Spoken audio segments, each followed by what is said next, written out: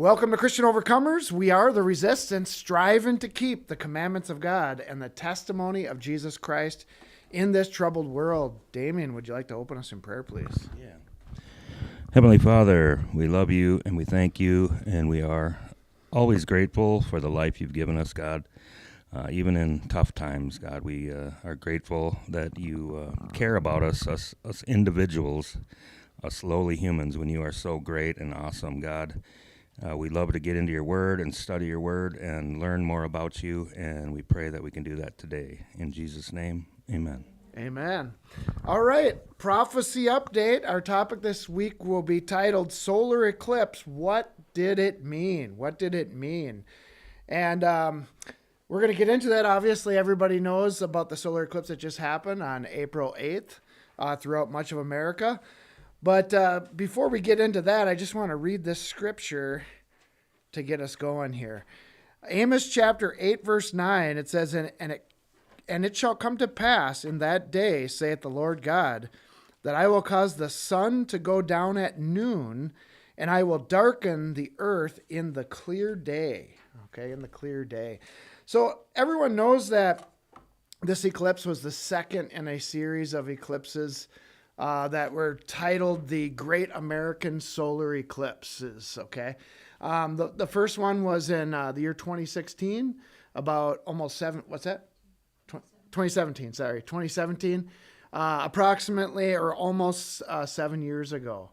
And then this one came as well. And both of those eclipses basically went from one end of the United States to the other. The last one, I think it went from Washington through South Carolina, started on the West Coast and went out on the East Coast, northwest coast to the southwest coast, or center, I guess you could say. And then the other one came up from actually Mexico, but Texas was the first state, and I believe it went all the way up through many different states till it went, the last state was Maine, right? Is that correct? Maine. All right, so fascinating eclipses. A lot of people got to see these. A lot of people drove many miles to get inside the path of totality. My family included. We saw the last one in 2017 in Nebraska. And this time around, we drove down to Mount Nebo, Arkansas. But what I thought was interesting, this eclipse started, was it around 1250? Is that correct? Do you remember? Totality is at 150, but it started around 1250. Was that right? 1230-ish or whatever. Nevertheless, it did happen, around, it began around noontime. Okay, so I thought that was really interesting. In Amos chapter 8, verse 9, God says he's going to cause the sun to go down at noon, or basically midday, right? Noon would be midday. And that's exactly what happened, is that the eclipse caused it to go from daytime to night briefly for about 4 minutes. But before we get a little bit into that, I do want to just bring up the point that Amos, the prophet Amos, was a contemporary prophet to the prophet Jonah. And there are a lot of people posting online on the internet that this eclipse went through 7 cities called Nineveh. I did a little research into that. Some of the fact checking says it only went through 2. Some say it went through 4, and I never did enough of my own research to determine whether that was the truth or not. But it is interesting that Jonah, that this Amos is prophesying of a time when the day would go dark, right? Whether that was a solar eclipse or whatever that was. It is interesting to note that there was a recorded solar eclipse in history right around the time that Jonah went to Nineveh to warn them that destruction was coming in 40 days. And then, of course, we know the story. The Ninevites repented, and God didn't destroy the city within 40 days like he had planned to do. So that was an interesting fact, that there may have been, or it appears as though there was an eclipse that the Ninevites saw that may have got their attention and thought, oh man, we need to repent. It may have been a sign to them. Interesting. Okay. And this also looks forward to the day of the Lord. The day of the Lord is a day of darkness, a day of gloominess, a day of judgment for many people and many nations. Also, before I get into this a little bit further, I do want to make one more comment on that verse. I think that verse was also prophetic of the time that Jesus would be on the cross. If you remember, when Jesus was hanging on the cross, the day went dark at noon to 3 o'clock p.m. Longer than any normal, let's say, solar eclipse would happen. I don't know I think one of the next solar eclipses, it's going to happen in 20 years here in America. I think it's going to be like 6 minutes long of totality. But none of them last as long as 3 hours. So we don't know exactly what eclipsed the sun during the time that Jesus was on the cross. It could have simply been that it was a normal eclipse with the moon going in front of the sun, and that God just made it go longer than a normal eclipse would last. Okay, it could have just simply have been that.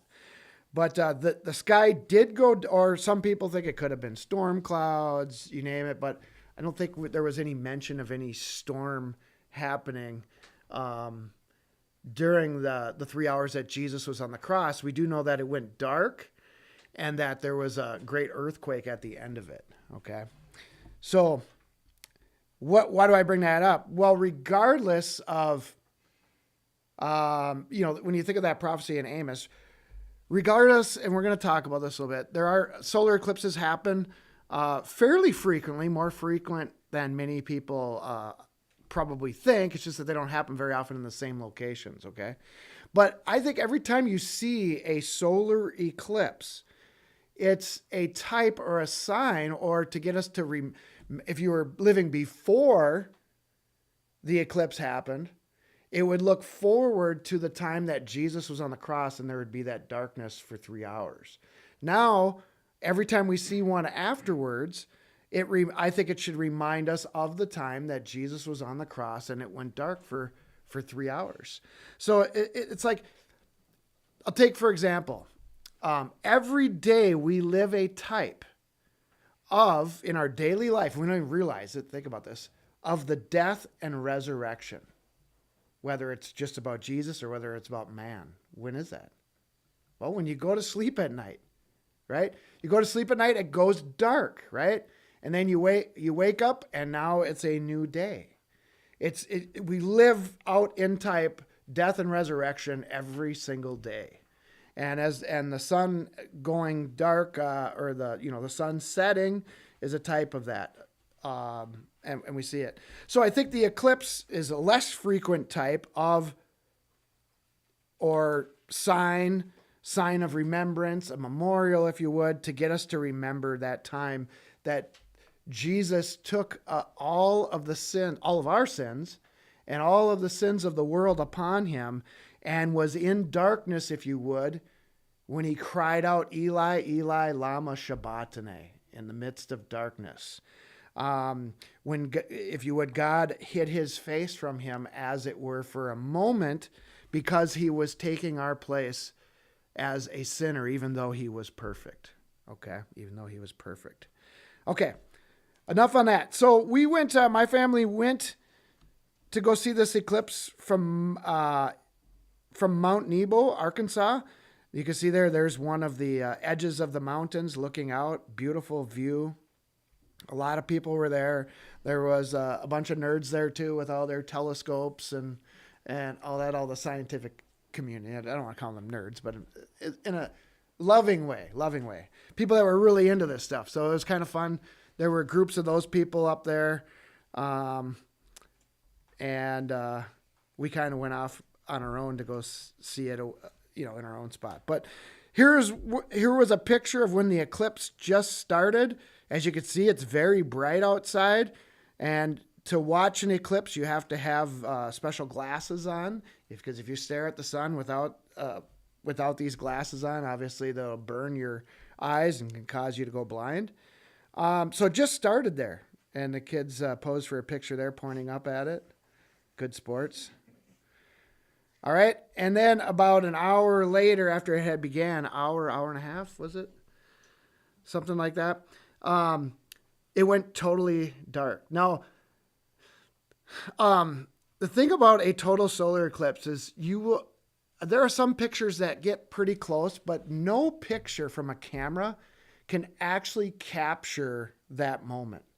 This picture, I took this picture with our camera.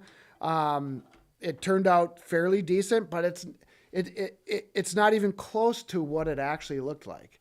Now, when you're looking at a real solar eclipse, the sky will look very dark blue around the eclipse, and over the sun, the moon would be just black. Okay, just black. And then you see the light coming out of this, the light rays, the corona of the sun. And then there's even a few, I think we noticed one really prominent red spot on this one, which was a solar flare. But it was fascinating. It's almost, for a moment in time, this time it was for 4 minutes, it almost feels like you're in another world or another dimension, because it's going against, an eclipse is just outside the norm of things. When Lucy was a little girl and we saw the first one, she just looked up at it and, how old were you? 6. So she didn't really quite understand completely what was going on. But when the total eclipse happened, she's pointing up at it saying, a planet. Because it looks like nothing that we're used to seeing. So it's an amazing sight. If you miss this one and you really want to catch one, there's somewhere around the world there's one happening about every 18 months. So you can spend $1 million and travel to Australia or wherever they are. But in 20 years, was it 20 years? In 2044 and 2045, America will experience another set of these eclipses. One of them is going to be really spectacular. Actually, it's going to go from California all the way through Florida. And then one is going to be up through North Dakota, South Dakota, and then Montana. And that will be in the year 2044 and 2045, I believe. Okay. So fascinating. All right. So you get a chance to see it there. Show you a couple more pictures. As you can remember, it was, there we go. Bright as day. And here, and even our cameras actually, you'll see a lot of people post pictures online of this event, and people that didn't get to go down and see it in person don't get the full effect because they think, oh, it looks fairly light out. But that's because our cameras have the auto backlights on them, right? My camera did a better job here. I used my other big camera, so it did a better job capturing the darkness here. And so you can see at 1:50 p.m., that's what it looked like. Like the sun was setting, like it was nighttime, darkness. And this is a cool picture to illustrate that. Over the mountain we were overlooking, there's some town below there. I can't remember the name of the town. What is it? Dardanelle or something. And you can see if you look closely, you could see all the city lights came on. There's city lights that are on, darkness sensors. All right. So really cool to see. Here was this is a program called Stellarium. If you guys are not familiar with it, I would say check it out. See if you can. I don't know if you can download this on your phone, but you can get it on a computer, and you can plug in any day, any time, going backwards and forwards. I don't know what the limits are, but basically, as long as you'd want to go before today and after today, years and years, decades, hundreds of years, millenniums, and you can find out what the night sky or day sky will look like. You can find out all the different planetary alignments and all of that. It's all done by, obviously, because we have precise measurements as astronomers have been observing the measurement or the movements of the sun and the moon and the stars and all that. They're able to precisely locate when these events will happen pretty closely. So in this eclipse, you can see here, it's very hard to kind of see with my graphics. I'll pull up another picture. What makes this one interesting is that you see Mars, Saturn, Venus, Mercury, Jupiter, and Uranus are kind of in an alignment here when this total solar eclipse happens in the constellation of Pisces. I want to go back for a second. I had a picture here. Oh, you can't hardly see it. But I think that was that Venus there, or was that, I can't remember. But I couldn't get a good picture because when I tried to get the eclipse in the picture with the stars, the camera lost focus of the stars and you couldn't see the stars. But when this eclipse happened, we could see at least 3 or 4 different stars or planets. And that right in the middle of the daytime. Right in the middle of the daytime. You would never be able to see that otherwise. Couldn't see we'll get to that in a second. All right. So Pisces is the constellation that it was in. Pisces being the fish being a symbol of Christianity in the early days. Here was a artist rendition of it here, or a computer program where they show the Mars, Saturn down at the bottom. Let me see if I can highlight this for you guys. Oh, there we go. You guys see that? Mars, Saturn, Neptune, Venus, this total solar eclipse, the moon and the sun, Mercury. Then there's this comet. We didn't notice that with our naked eye. Jupiter and Uranus. So a lot of stuff was going on during that eclipse.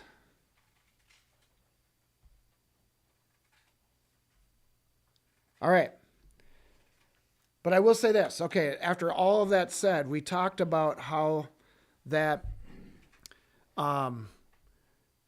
solar, because some people would say, well, I mean, these happen all the time. We have solar eclipses all the time. And I would agree with that. But the one thing is they're not all the same. They don't all happen over the same exact location, and they don't all happen in the same constellations, and you name it. So there are many different variables, but nevertheless they are very common. So what does this mean? Sammy, could you please stop cutting that while we're talking here? It's hard to concentrate when I hear it going. All right. So what you got to kind of do is you got to step back, because some people will overhype these things, right? The end of the world is coming today, and I know it because of this, this, and that. All right. So, but a lot of people, including myself, I mean, I know a little bit about it, but I consider myself very amateur in understanding astronomy from a biblical perspective, is that this is a whole body of knowledge, the movement of the sun and the moon and the stars and the constellations. There are books like done by E.W. Bullinger that call the constellations the Bible in the sky. It tells the whole plan of God. You'll see the war in the heavens and all this stuff going on within the constellations. Revelation chapter 12 gives us that central prophetic chapter, really in the Bible, but in the book of Revelation itself, is centered around constellations, okay? The constellation Virgo and the constellation Drago. They were mentioned as 2 great signs that opposed each other. The great dragon had a tail that drew a third of the stars, and as the book of Revelation talks about, and when you study astronomy, you find out that there's a constellation called Draco the Dragon that literally spans a third of the stars of the night sky. And Revelation chapter 12 already told us that that's what it did. And so there is the Bible in the stars. Obviously, God created the stars. Satan didn't create the stars. Now you have astrologists and stuff like that, people like that will pervert the creation, and whether that's on the earth or up in heaven. and try to make those symbols mean something different than what God intended them to mean, or make them relate to paganism or whatnot. Prime example of that, and we talk about this a lot, the rainbow. The rainbow was a beautiful sign that God gave to Noah of the covenant that he would make with the earth, that he would never destroy it again with a flood, destroy everything, all living things on the earth. And so, but the LGBT community now has a community, perverted group. They're not a community. LGBT perverts, they have stolen that sign and now adapt it as their own. So every time we see a rainbow now, we're like freaked out. This is gross. This is disgusting. And it shouldn't be, because it's a peaceful, beautiful sign that they have robbed and defiled from God. And so why do I say that? Because you don't want people to get alarmed. They say, you're studying astronomy, you're looking at the stars, that's demonic. Okay? It is if you're studying it from a demonic perspective, and I'm looking at the sun and I'm saying, hail Lucifer, the sun god. Okay? Yes, that would be. But anyways, let's read this verse here. Fascinating. So what was the purpose of the, one of the major purposes of the sun and the moon and the stars were to give light upon the earth. But here's the other purpose. And God, Genesis 1 verse 14, and God said, let there be lights in the firmament of heaven to divide the day from the night. We know what divides the day from the night. Well, we know the sun does. So does the night sky, by the way. But divide the day from the night, and let them be for signs. Okay? What are signs? Signals of what's to come. On a most basic level, if you're not looking at prophecy, you would know when fall, winter, spring, and summer would come based off of the signs of the zodiac that you see at any given time during the year. And I believe, so if you have any kind of star app, there's one called Star Walk where you can actually point it up at the sky in the middle of the night, and it'll tell you what every star is, what every constellation is. But if you were to do that in, let's say, November, and then you go out and do it in December or January, it's not going to be the same. It's going to change. If you're looking at the same spot in the sky at a different time of the year, it's going to be different. Okay? So we got all of these different calendars, if you would. In fact, I will say this. I'll ask this question. What is time? What is time? Time is nothing more than measuring the movements of the sun and the moon and the stars. For instance, the only reason we have 24 hours in a day is because we're measuring increments. We're dividing the time that the sun is up in the sky and then when it goes down. All right, and it comes up every day. So we're dividing that up. But if there was no movement of the sun, there would be no day, there wouldn't be hours, there wouldn't be minutes. So what I want you guys to think about is time is much greater even than days. Well, we have months, right? Months. How do we know what a biblical month is? It's a shame that our calendar today totally ignores the moon as having anything to do with the calendar, when it's the most basic measurement of time, larger than a day astronomically. The months. Every time you see a new moon, it's a new month, okay? So those are basic. You have days, you have months, and then you have years, and that's all based off of, solar year would be based off of the position of the sun in the sky. Also, the patterns that we're going to see here. Sammy, could you please stop making those noises? All right. You'll also see these various movements will give us larger periods of time, past years, into groups of years, whether that be 9 years, 18 years, and I'll show you that. So there's a lot. What I'm trying to say is there's a lot going on, and God just declared here that we are to use the sun and the moon and the stars for the measurement of time, for our calendar. Okay. Let them be for signs. That's what the word signs mean. And for seasons and for days and years. Okay. Now, if all of these things are pretty predictable, like solar eclipses, then one would say, well, that it's pretty insignificant because I can predict that. I know when that's going to happen. But not necessarily, right? Because all of prophecy in the Bible was predictive. God already knew it was going to come to pass, and a lot of times he knew exactly down to the day, like even the time when Christ would be crucified. You had the 77s in the book of Daniel that would tell you when Jesus would be crucified. And so just because it's predictive and you know it's going to come to pass doesn't mean that it's not a signal of a new era or a benchmark of time, something different beginning.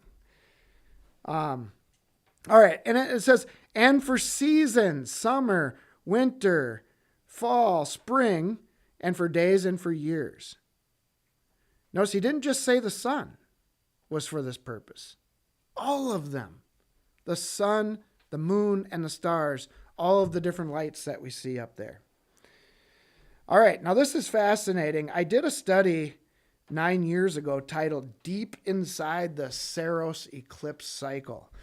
And this was a slide that I decided to relive here. It's a good one to look at. Now these eclipses, like this, I'll say it this way. Well, as you can see here, this is an example of what's called a Saros eclipse cycle from the year 1843 to 1861.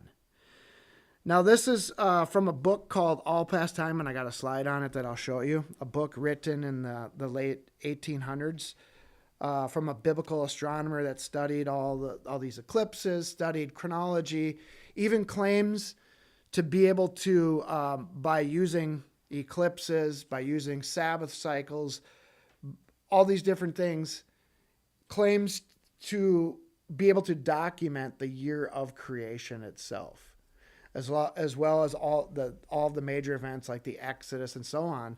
Because, people throughout history, one reason why people throughout history have seen and recorded that they saw an eclipse, either a lunar eclipse or a solar eclipse in this location at that time.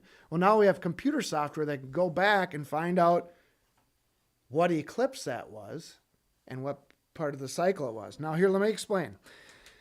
Every 18 years and 10 and 11 days, plus 10 and 11 days, we will see 70 different eclipses around the world. And they're the same eclipses. In other words, what I'm saying is they're in the same pattern. Same pattern. Like you can see here, number 1, might be kind of hard to see there for you guys, but this eclipse cycle, it starts right here. It goes 1, 2, 3. So you got total solar or annular is marked by this dark circle with the orange ring around it. Annular is when, does anybody know what an annular eclipse is? It's when because of the different movements and the alignments, sometimes the moon is actually in a position where it's not big enough to totally block out the sun. It leaves a ring around it so that it doesn't go dark. It'll just look like, maybe an 80% solar eclipse, something like that. All right. And these are all predictable. So what you see here is you have an eclipse, number 1. Let's say we start a new 18-year cycle, 1843, right? In 1843 through 1861, we would go along and we'd see solar and lunar eclipses, some total, some partial, go all the way around and all the way back, and we'd start again.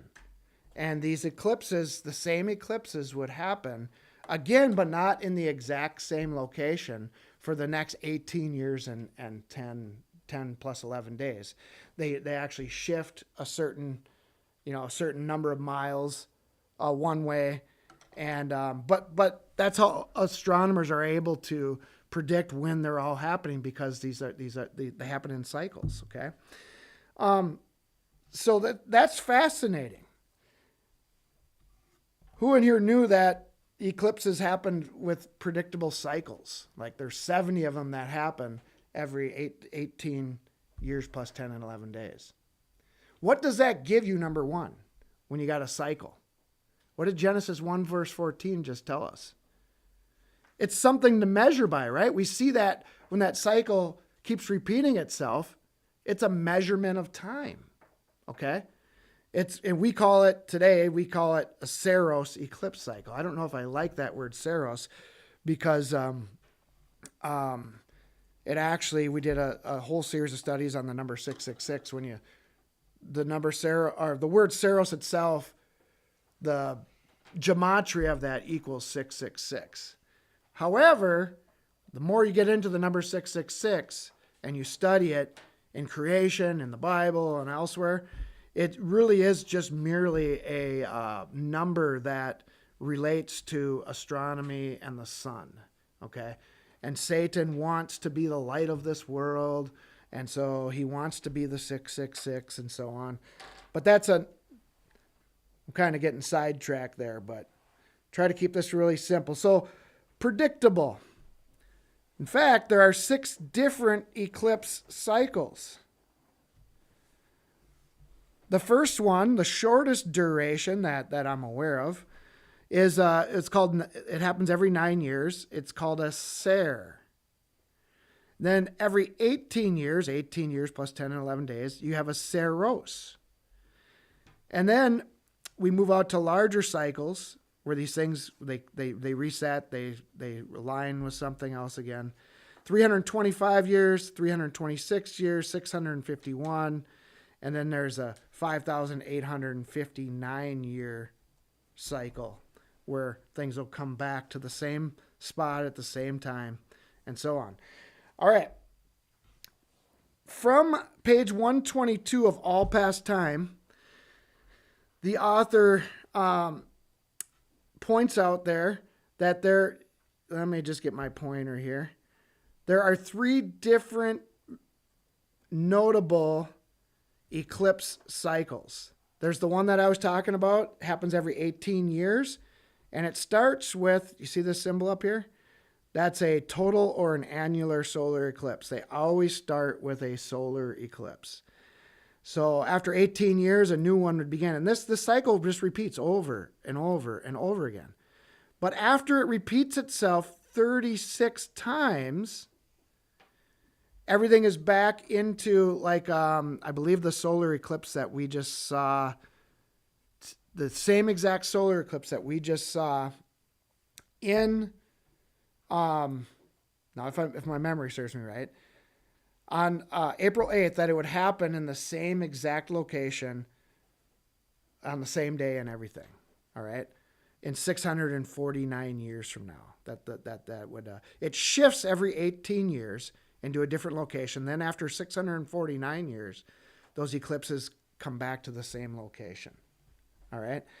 And then, so that's 36 18s will give you the 649. And then another cycle, a larger cycle, he calls it the maximum cycle, that actually happens 5,841 years. And this has only happened once from creation of Genesis chapter 1, verse 1, unless you're of the school of thought that there was an age before Genesis 1:1, which would be another topic for another time.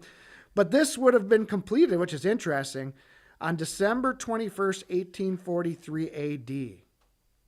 In other words, the author says, this astronomer author says that on December 21st, 1843 AD, you had the exact same night sky, basically, as you would have had on the fourth day of creation. On the fourth day of creation. And that's only happened once since Genesis 1 verse 1. All right. So if you get nothing out of this, just know that the heavens, including the solar eclipses, are, God says, they're for measuring time. And it's like, and they all are moving like, has anybody ever seen those old clocks where they got gears that are all connected together? This is like the sun, the moon, and stars are like a big, elaborate clock with many different gears that turn. And then when they, and then at various times, they all match up in the same spots that they were at one time before, whether that be an 18-year cycle, 649 or 5,400 or 5,841. All right.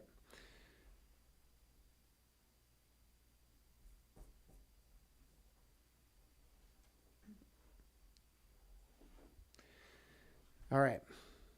I want you also to note there are in creation, whether it's on the earth or in astronomy or time, you're going to see these same kinds of numbers. You're going to see the number 18 a lot.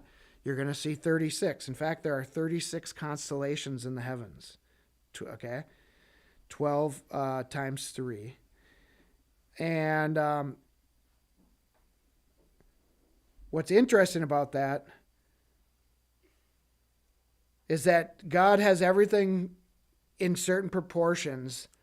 And it's just so, I mean, it's a mark that there's one creator. Okay. When you start seeing the same numbers used, you'll see 7 used obviously all the time. And all these same numbers, and then people call them mystic numbers or creation numbers. It doesn't just happen by accident. This stuff is just so well planned. Now, and the more you get into this, the more you see how elaborate it is, yet how simple it can be, the more amazed I think one can get at the majesty of God and his creative ability, his scientific mind. A lot of people are always trying to separate science from the Bible. This has been going on way back, back in these times, like this author in the 1800s, 1700s. There was this big push to somehow try to separate the Bible from science. Oh, the Bible's not really a science book. It's just telling stories. It's just spiritual truths and all that. And they try to separate those two schools of thought, if you had science from the Bible, and now people start worshiping science as true in fact, and the Bible is some kind of a myth.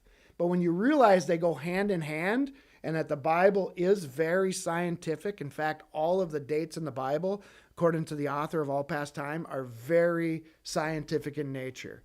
When you're reading in the book of Ezekiel and it says on the such and such day of this month, you'll find out that it is an exact, precise time that can actually even be documented or verified by going back and looking at the eclipse cycles or the Sabbath cycles, the lunar year cycles, the solar year cycles, all of that. It's so precise, but we're always lied to and have been primed to worship science as though it's apart from God and that the Bible is some kind of a silly thing. Okay. When obviously true science is merely observing God's creation, observing the laws that he set forth on how things work. All right. So this book, I'm going to see if I can try to get a link to it on our website. I don't know if I used to have one years ago. It's called All Past Time, All Eclipses and Transits from Creation. And then a very, very interesting study. By the way, an author many of you might know who lived during the time of this guy. Where is he? Right here. The more I read your wonderful works, the more I am amazed. Dr. Bullinger. He's the author of the Companion Bible. I know many of the people that watch our studies probably have a Companion Bible and are familiar with Dr. Bullinger. So I thought that was interesting that he made a comment about this book. All right. All right. So here is an eclipse. He has Saros 136. The scientific community might call these, label these different numbers, so ignore what number it is. But notice here on the very far left-hand side, I bet you guys didn't think you're going to get a college course on astronomy here today, huh? All right. In the year 2153, October 17th, you see that there's some kind of a solar eclipse that happens right here, right? And then here and here. What do you see happen? Oh, actually, it goes this way. Sorry. So in the year 2117, September 26, and you see there's three different eclipses that are shown here in 3 different years. 18 years later, look at, you see the same eclipse, don't you? The same pattern. It keeps shifting over. So that's how it works. It's a repeating pattern. Eclipses are repeating patterns. Oh, yeah. All right. All right. Now this is pretty cool. So remember I showed you that wheel of the 70 eclipses as part of a Saros eclipse cycle? On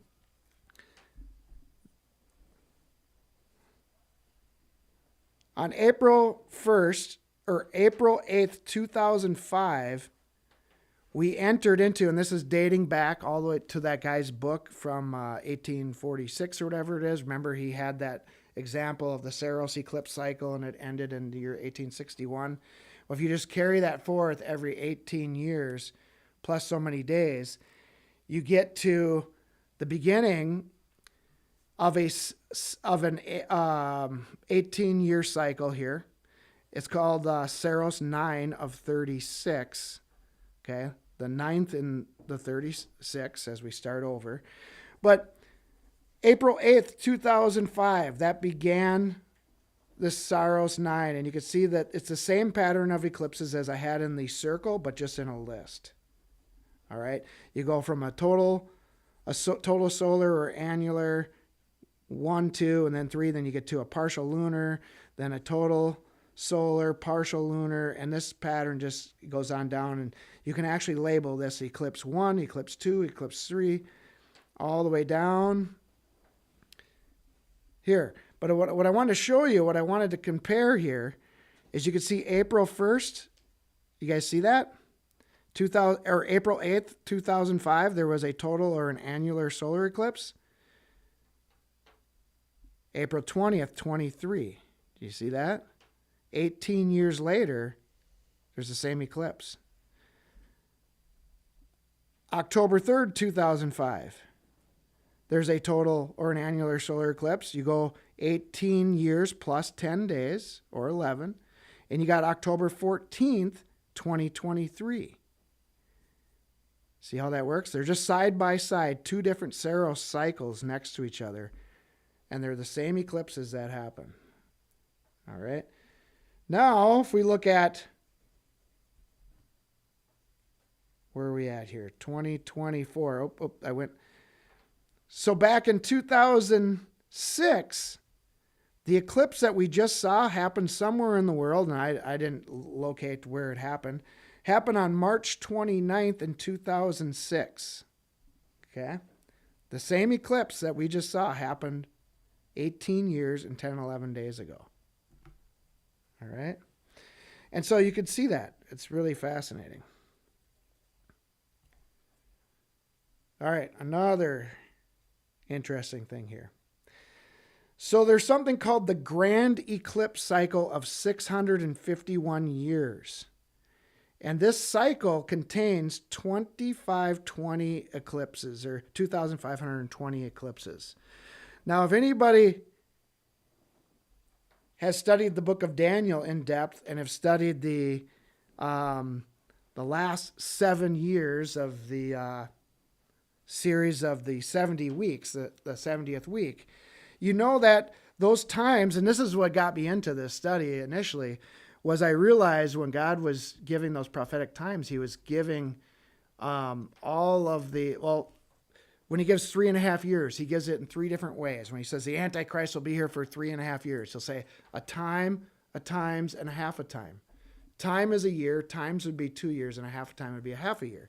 And then he gives that same time as 42 months or 42 moons, as well as 1,260 days. All right? And so when you multiply that times 2, you get 1,200. When you see that those days mentioned in the book of Revelation, where it talks about the time of the Antichrist, or the woman fleeing into the remnant of the woman's seed fleeing into the wilderness, for 1,260 days, 2520 is just double that. Okay? It's just double that. So 1,260 times 2 is 2520. What is that? That is a 7-year period, but it's not based off of 365-day years. It's based off of a 360-day year or some kind of a lunar year where there was some adjustments made. But anyways, that number, why I say that, when that number comes about in an eclipse, and it's also mentioned, this is the number of days in a prophetic year in the book of Revelation, you see that God has these different numbers stamped even in the heavens, okay? Even in the heavens. And so this grand cycle, so if you see here, every little section I have here represents 18 years. So not only will that eclipse happen every 18 years, but it moves throughout the constellations every 18 years until after 651 years, it's back in the same constellation whereas you saw that eclipse. In other words, we just saw this eclipse in the constellation of Pisces. 651 years later, all right, we'll see that eclipse again in the constellation of Pisces. Okay? So it's the same eclipse happens every 18 years, but as it moves through the sky, so it's always a little different. It's not the same, right? Everything's moving. That'd be 36 times. Okay, 36 is interesting because again, I said before, it's the number of constellations in the heaven. So none of these numbers are by accident, and the ratios of these cycles are not by accident. There wasn't some form of evolution that happened, and all these things just came into being with this mathematical precision that relate even to the Bible. Okay? Relate even to the Bible. All right, there's that. Let me see where I'm at here. All right. Here's another view of it. So every one of these, there are 36 different eclipse cycles here. The first one started, this was the first one he has here, is December 27th, the year 1210.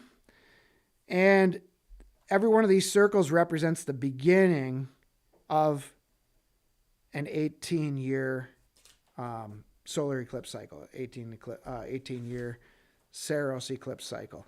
And so what does that show you? Well, they start, you can see it starts in January, February, and it moves throughout the year. And then it'll come back to there. So cycles, cycles, cycles, you'll see it. Cycles of time. So,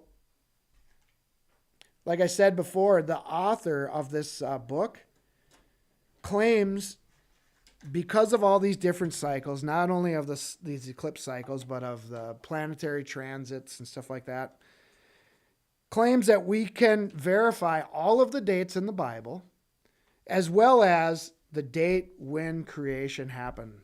The date of creation, the date of Noah's flood, and all the other major events. Simply because when these things are observed with mathematical precision, you can use calculations and calculate when all this stuff happened and verify it all. All right? All right, here we go. A new Saros cycle they begin with the central eclipse or a total solar or annular eclipse. Where are we at now? So like I said, what does this mean? Well, I'm going to show you what it means at the most basic level. I can show you, if all this math is correct from the author of all past time, I can show you where we are at in the cycles, okay? In the cycles. So he ended off with December 31st, 1842 as being the end of the Saros eclipse cycle, and the new one starting, this one in 1861 being identical to that of the day of creation itself. So as you can see here, we got 3, as you go down the dates, every 18 years. April 20th, 2023 would mark the beginning of the 10th Saros cycle, Saros eclipse in this new grand cycle, okay? So that means it's fairly new. We're kind of in the beginning of a new cycle, which is fascinating. So that's what it means, basically, okay? So if you're somebody who doesn't get into all the prophecies and you say, oh, and I don't believe any of this, at least believe this, that it's keeping track of time, okay? It's keeping track of time. I think it's fascinating to try to understand where we're at. All right. All right. April 8th, 2005 is the Saros 9 of 36, and in Saros 10, as you can see there, we have the same eclipse. I kind of went over that. I pointed out those dates, how they're 18 years and 10 and 11 days difference, and it's the same type of eclipse that happens, okay? All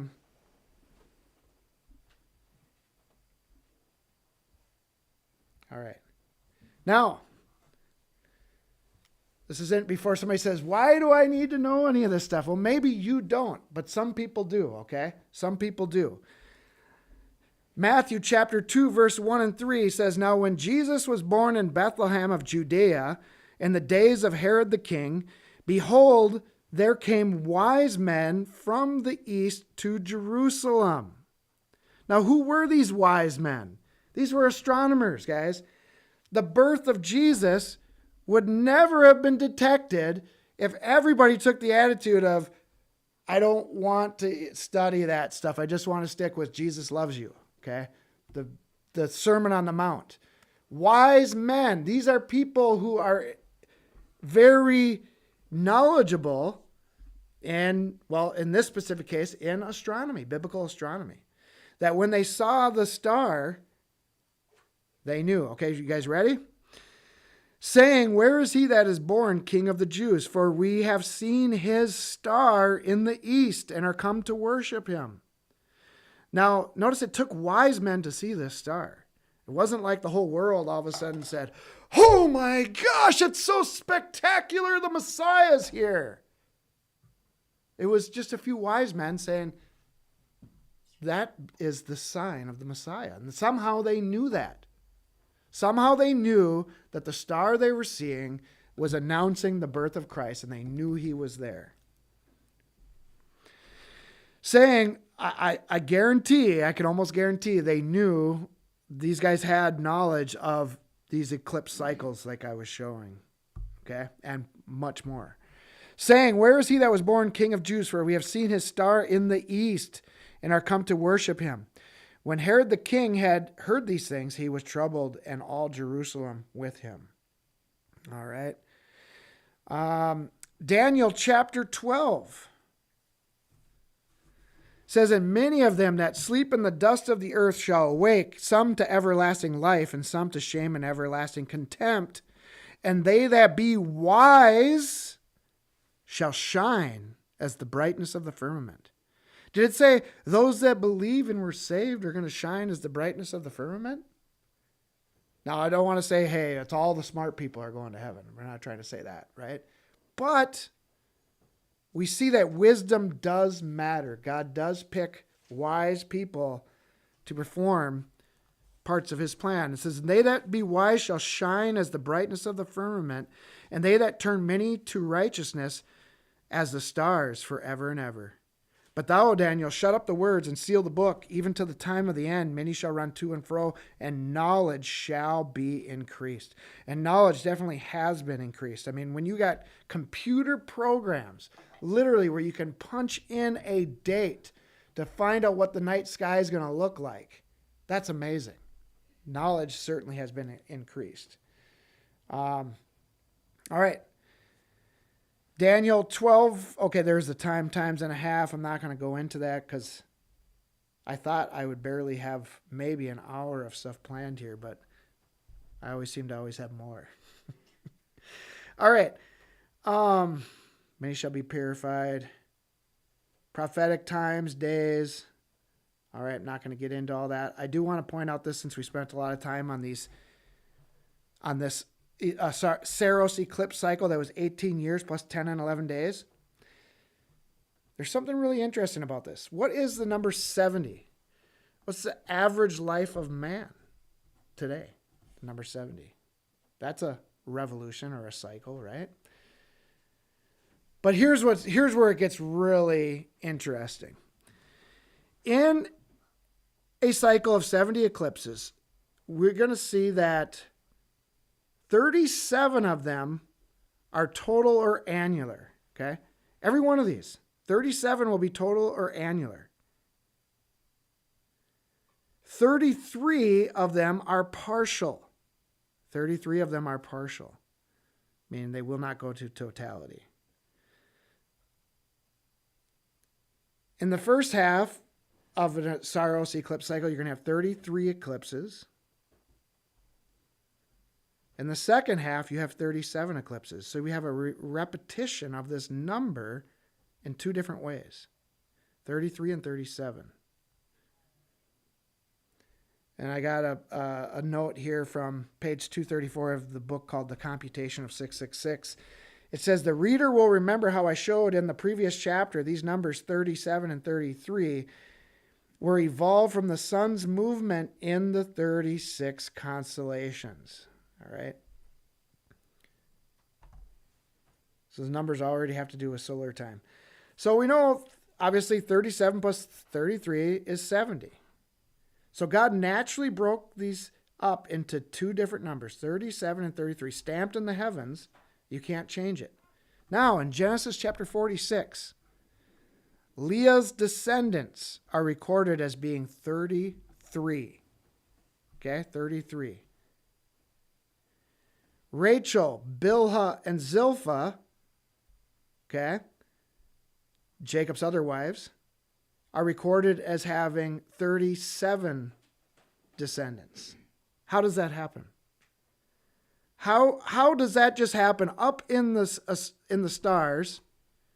And by the way, the children of Abraham were promised to be as numerous as the stars of heaven. You know, so and in the book of Daniel, remember, the wise will shine as the stars. So somehow these stars represent people, okay? Somehow these stars represent people, the heavens do. The sun represents Christ, all right? The moon represents the church. In the, how do you say that, Pastor Ben? Well, you go back to the book of Genesis, you also have another example of that where the father, Jacob's dad, was represented in that parable, or Joseph's dad, Jacob, was represented by the sun, and his mother was represented by the moon. Okay, the father being the greater governor, the greater light, no offense, and the moon being the lesser light. Okay, in other words, the sun and the moon and the stars, they govern our life here on earth, right? The sun governs your life whether you want it to or not. You're gonna have your new days, your heat, your warmth, your crops. Nothing happens without the sun moving. Okay, you don't get in anything. So that parable was given there, and his brothers were the other 11 stars in that parable in the book of Genesis. So this is very interesting when you see these same numbers correlating with each other. How old was Jesus when he was crucified? 33. How many Israelites went down to Egypt? 70. 70. In 2 Kings chapter 25, 37 of Nebuchadnezzar's years were hard bondage. 33, the servitude relaxed after Nebuchadnezzar's death. 70 years the children of Israel are in captivity to Babylon. So these numbers aren't just in the heavens, they're in the Bible and in history. All right, so if you split the cycle in half, all right. All right, let me see. Okay. So we got April 8th, 2005, and we go half of that cycle. If you split that cycle into a half, what's interesting is, you see there was a total eclipse of the sun, or an annular. Then there's a total eclipse of the moon. Do you guys see that? That's 9 years later. The other half of the cycle. What you're going to see here is a mirror image, if you would, or not necessarily a mirror image, but opposites. If you go down that eclipse cycle, on the second 9, you'll have a lunar instead of a solar, or a solar instead of a lunar. Do you guys see that? That's a pattern. This isn't random. Okay, this one is a lunar. This one's a solar. I know they look the same, but one is a lunar and one is a solar, partial. On the opposite side of that, okay? 354 days, that's another topic for another time. But I do want to point out, from April 8th, 2000, I'm not going to go into all this.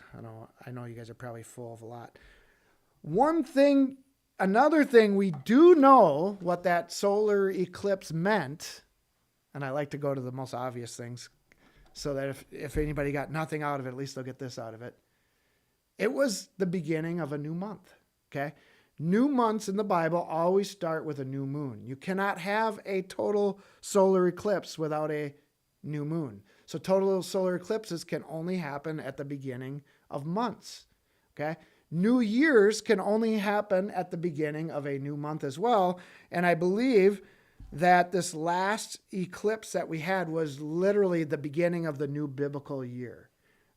It was the new month, new year, and that it marked that. So if you didn't want to take anything spectacular away from this, like warning to Nineveh, judgment coming upon America, just at least understand that it was the beginning of a new month and the beginning of a new year. Okay? And it was a fascinating way to begin the year with that kind of majesty of God's beauty, the beauty of God's creation. With that said, we will close up with this. All right?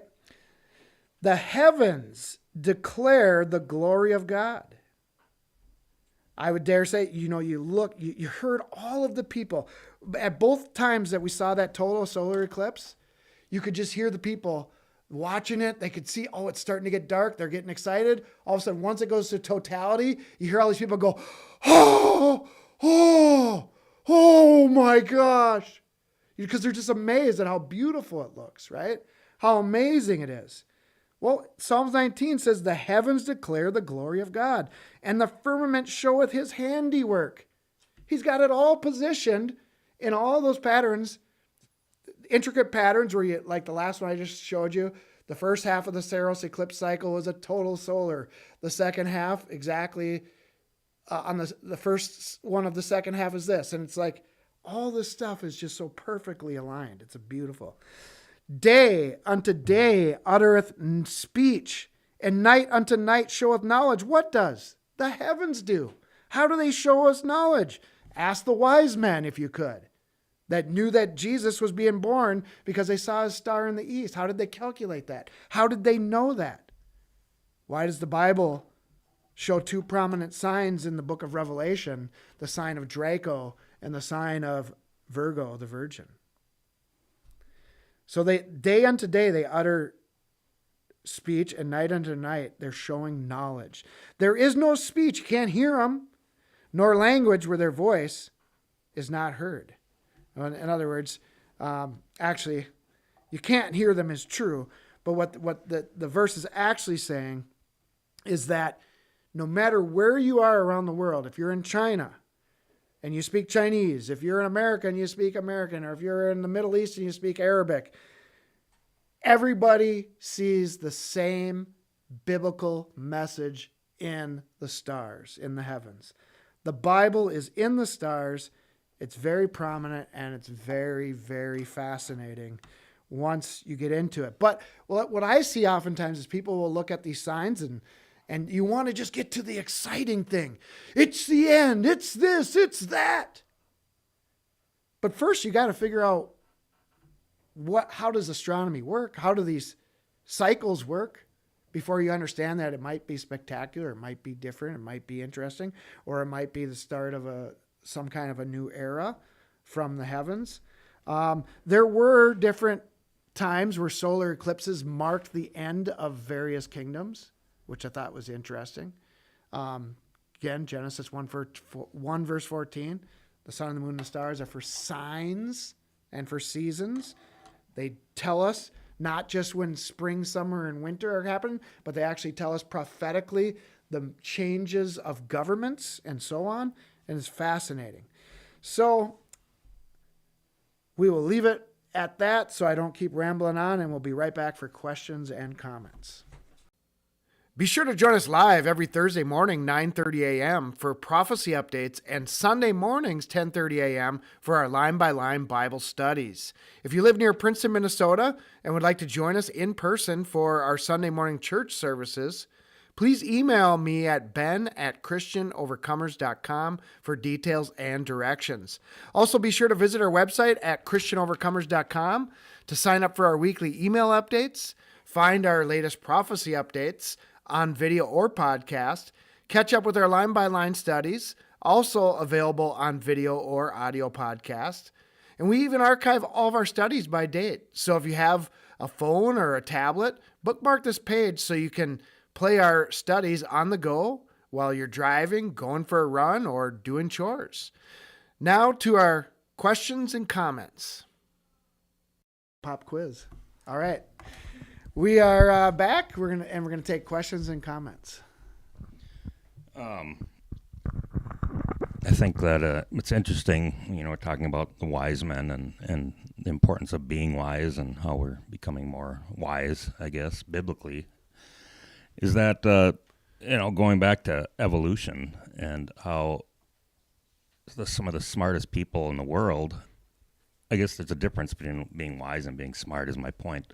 Because some of the smartest people in the world believe that we evolved from random an accident, and so much so that they even still teach it in the schools. I mean, that they believe it that much, and that all the smartest people believe that, and it blows my mind because to me, especially after what we just heard from you, to think that this is just a random accident, again, by the smartest people that we know.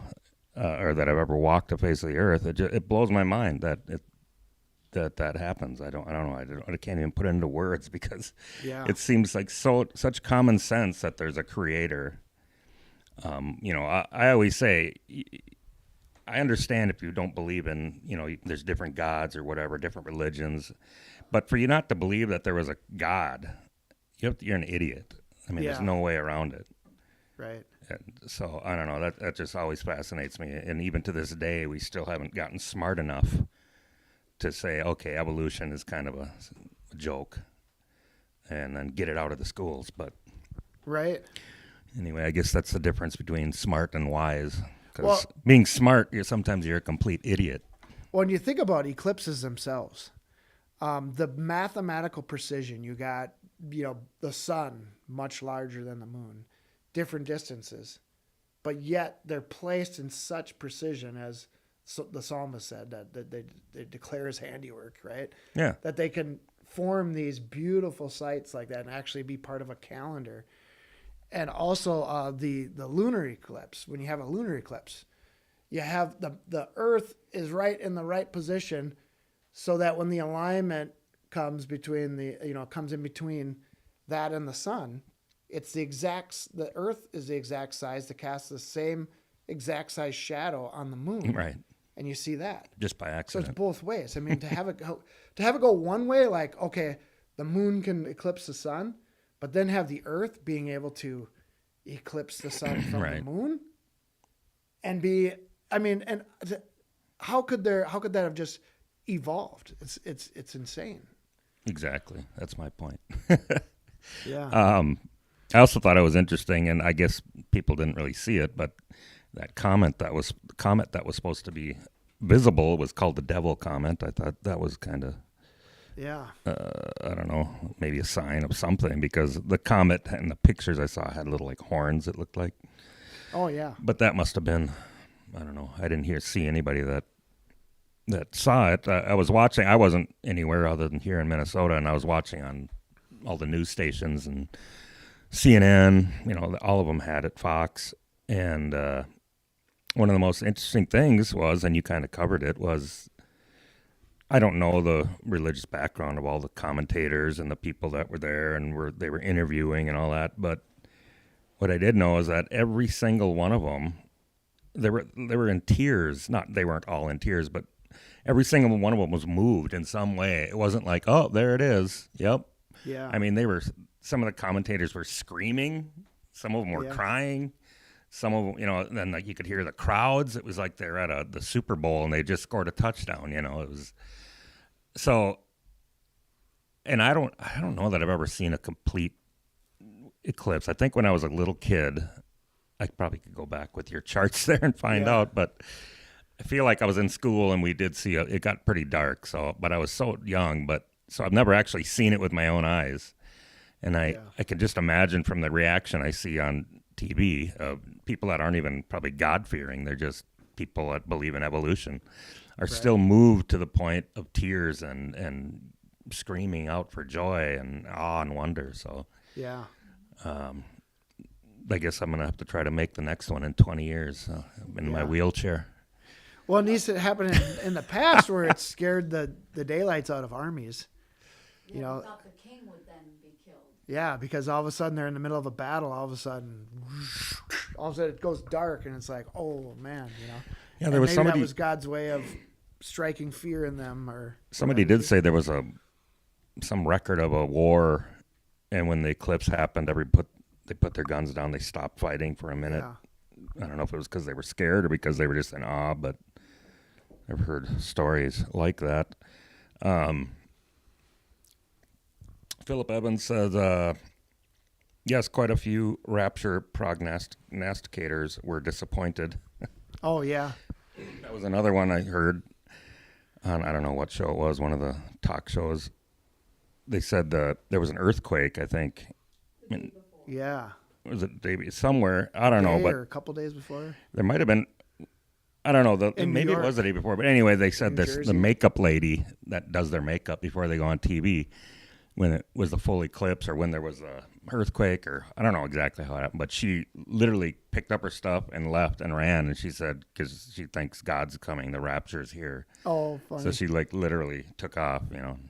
Yeah. So yeah, I think there were some disappointed rapture people. Bill Evans also says I'll be 149 years old in 2117. But we will be, a lot of us will be able to see the 2044, 2045 one. That'll be fun. 20 years. Yeah, Oh, okay. 20 years. Ron Prevost says the companion Bible is great. All those indexes of info to study. Good perspective, Ben. I'm glad you waited to do this thoroughly instead of jumping in with others out there making their own predictions, etc. Yeah, there's definitely a lot. You know, the first time I got my hands on that book, All Past Time, was probably about 9 years ago. And now going back through it again, and I don't know if I even read the whole thing before, but now going back through it again, there's just so much more, you know, so much that I missed before. And the things that I had discovered before are a little bit more, you know, solidified in my mind than they were the first time through. But I'm in the process, I'm about halfway through that book, and I really want to get through the entire thing. And I do think we probably will do a study on the difference coming up here, on the study of the difference between the lunar year and the solar year, and how ancient Israel used to make sure those cycles aligned with one another, and how they did that. So we will probably get into that here in the coming weeks. Tulsi's next X says, great study. Thanks. I like the comparison of Jonah and Nineveh and the repentance of in relation to our nation's sins, judgment. Also think of the cicadas coming out like the demons from the bottomless pit, which is supposed to happen this summer, right? Mostly on the East Coast, I think. Yeah, I heard a little bit about that, and I didn't spend a lot of time researching that yet, but that sounded pretty interesting. Bill Evans says, I'm sure you've heard about Iran's attack on Israel by now and the coming response. What are your thoughts? I just briefly saw something about that. There was some drone attack, but I haven't looked at any new. We just got back from vacation last night from the Ozarks, and so I haven't had a chance to look at that. But interesting. Then Tulsi says, next X. It may be supposition, but it inspires me to look for more logical facts. Thanks again. Yeah, it's a fascinating stuff. I hope, if anything, I hope it just pricked your interest in maybe wanting to study these things a little bit more in depth for your own personal or satisfaction, enjoyment, satisfy your curiosity, or be able to share it with others. Anything else? All right. Well, we just want to thank everybody for listening. We'll see you next time. Until then, stay in His Word every single day so that you can be a Christian overcomer. Christian Overcomers is brought to you by the tithes and offerings of our listeners. If you would like to support our ministry, please go to ChristianOvercomers.com. God bless you, and thank you for your support. Mine eyes have seen the glory of the coming of the Lord. He is trampling out the vintage where the grapes of wrath are stored. He has loosed the fateful lightning of His terrible sword. His truth is marching on.